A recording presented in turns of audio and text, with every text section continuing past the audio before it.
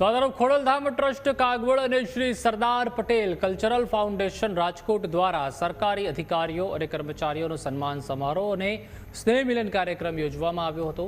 આ સ્નેહ મિલનમાં સમાજના યુવાનોને પ્રોત્સાહન તો પૂરું પાડવામાં આવ્યું, પરંતુ સાથે જ નેતાઓ દ્વારા અધિકારીઓને પોતાના સમાજના કામ પહેલા કરવા અને ફાઇલો પોઝિટિવ નેગેટિવ કરવાની સત્તા અંગેના અપાયેલા ખુલ્લા સંદેશાઓએ એક નવી ચર્ચા શરૂ થઈ છે। ત્યારે રાજકોટના ધારાસભ્ય રમેશ ટીલાળાએ અધિકારીઓને ખુલ્લી ટકોર કરતા કહ્યું કે સમાજના લોકો તમારી પાસે અપેક્ષા લઈને આવે છે, ત્યારે પહેલા એમના કામ કરજો।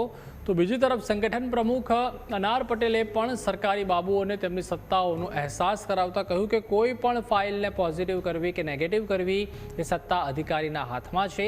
ભવ્ય સન્માન સમારોહના અધ્યક્ષ અને ખોડલધામના ટ્રસ્ટના ચેરમેન નરેશ પટેલે તમામ નવનિયુક્ત અધિકારીઓને અભિનંદન પાઠવ્યા હતા। તેમણે સમાજના ઉત્કર્ષ માટે શિક્ષણ અને સંગઠનના મહત્વ પર ભાર મૂક્યો હતો। ક્લાર્કથી લઈને કલેક્ટર સુધીના તમામ કર્મચારીઓને એક જ છત નીચે લાવીને સમાજને એક તાંતડે બાંધવાનો ખોડલધામનો આ પ્રયાસ આગામી દિવસોમાં સમાજ માટે કેટલો ફાયદાકારક સાબિત થાય છે તે જોવાનું રહ્યું। ત્યારે હું અધિકારીઓને ખાસ વિનંતી કરું છું કે તમારી પાસે આપણા સમાજના લોકો અપેક્ષા લઈને પણ આવશે, તમે ચોક્કસ તમારાથી જે મદદ થાય એ કરજો। મને પણ એ મારો અનુભવ છે। હું એમ કહું છું કે હું ખોડલધામમાંથી ધારાસભ્ય બન્યો, પણ ધારાસભ્ય નહોતા ત્યારે પણ સમાજનું કામ કરતા હતા, ધારાસભ્ય છો તે પણ સમાજનું કામ કરશું, અને ધારાસભ્ય નહીં હોય તો પણ અમે સમાજની વચ્ચે રહી અને સમાજને કેમ વધારે ઉપયોગી થાય એવા અમારા કામ નરેશભાઈના માધ્યમથી રહેશે। કર્મચારી જો કાલે તમારી જોડે ફાઇલો આવશે, એક ફાઇલનું ડિસેક્શન નહીં કરો ત્યાં સુધી કદાચ આપણને ખબર બી નહીં પડે કે આ ફાઇલ સાચી છે કે ખોટી।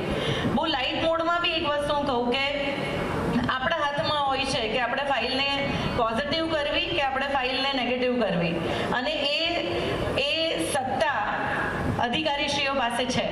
અને હું એવું ચોક્કસ, કારણ કે બહુ સરસ એમણે કીધું કે સમાજ અને સોસાયટી એ જ બધી જગ્યા પર સંસ્થાઓ જ છે, સાચી વાત છે, પણ સંસ્થા ફિઝિકલ ફોર્મમાં હોય છે, પણ આપણા હૃદયને આપણે કેવી રીતે સંસ્થા બનાવીએ ને એ બહુ અગત્યનું છે। કે હું જે પ્રથમ દિવસથી ક્લાર્કથી કલેક્ટર અને સરપંચથી સાંસદ, આ મારો પહેલેથી કહેવાનું થાય છે। અને હું ખાલી પાટીદાર સમાજ માટે નહીં કહું, પણ દરેક સમાજમાં જ્યાં ત્યાં જેને અધિકાર હોય એને મળવો જોઈએ।